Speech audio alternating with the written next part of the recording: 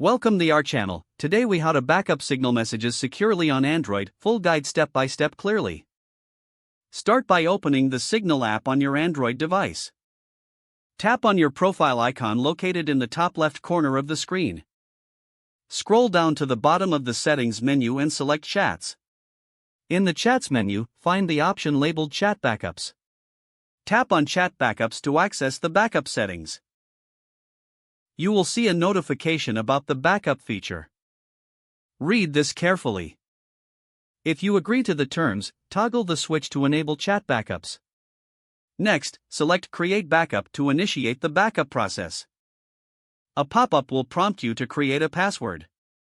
Choose a strong password and confirm it. Once the password is set, Signal will begin creating a backup of your messages. After the backup is complete, the app will display the backup file location.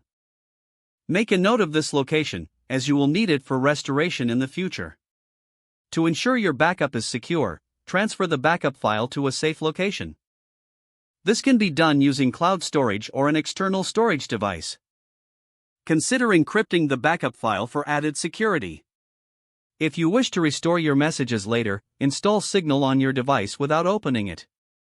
Before launching the app, transfer the backup file back to the original location.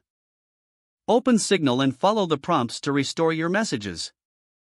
Enter the password you created earlier to complete the restoration process. You have successfully backed up and restored your Signal messages securely.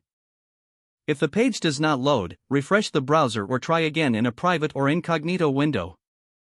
Make sure you are using the correct email address, then retype it carefully to avoid small typos. If your password is not accepted, use the reset option and check your spam folder for verification or security emails, then complete any requested confirmation steps. Enable two-factor authentication if available to improve account security and reduce unauthorized access risk. After signing in, review your profile details so your contact information and settings are accurate and current. If you see an error message, note it down and try again after restarting your device and internet connection.